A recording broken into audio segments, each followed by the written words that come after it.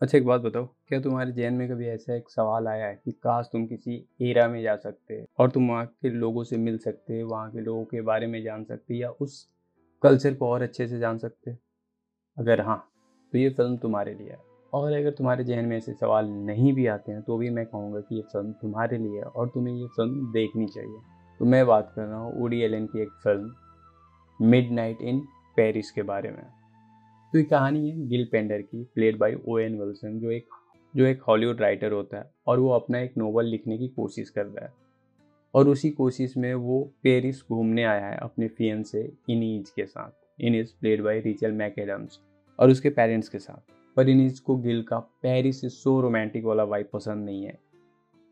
एक रात गिल अकेले सड़कों पे भटकते हुए एक मिस्टीरियस वेंटेज कार में बैठता है, जो कि उसे 1920s की पेरिस में पहुंचा देता है।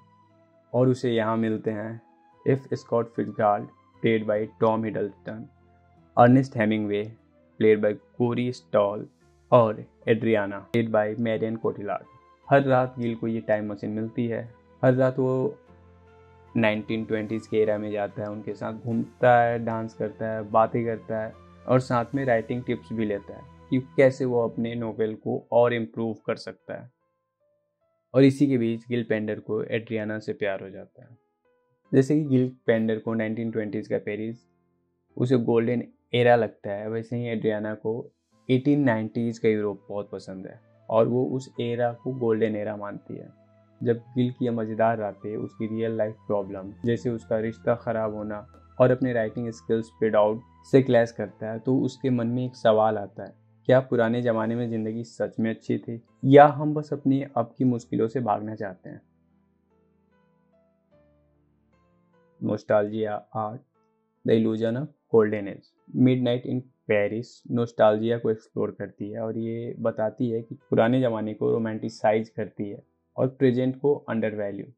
गिल का सफ़र दिखाता है कि हर दौर के लोग एक पहले के दौर को गोल्डन एज मानते हैं और उस गोल्डन एज को आइडियलाइज करते हैं। जैसे गिल को लगता है कि 1920 से ज़्यादा कूल कुछ नहीं है, लेकिन एड्रियाना भी अपने टाइम से बोर हो चुकी होती है और उसे 1890s का यूरोप पसंद है।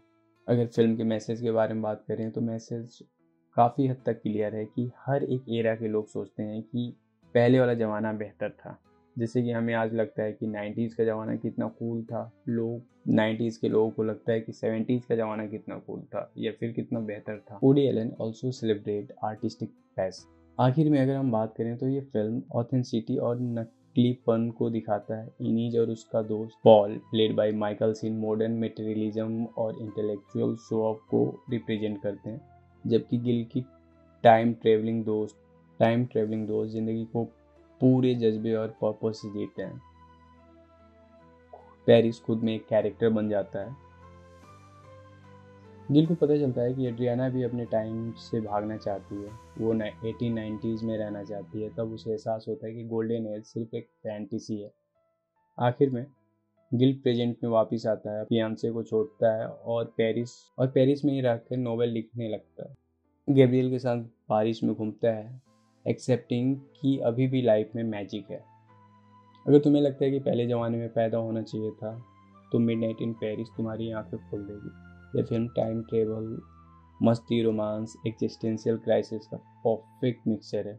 विजुअली आई कैंडी है जो पेरिस। तो ये फिल्म सिर्फ इंटरटेनमेंट नहीं है, ये एक लाइफ लेसन है जो है उसका कद्र करो, कल का टेंशन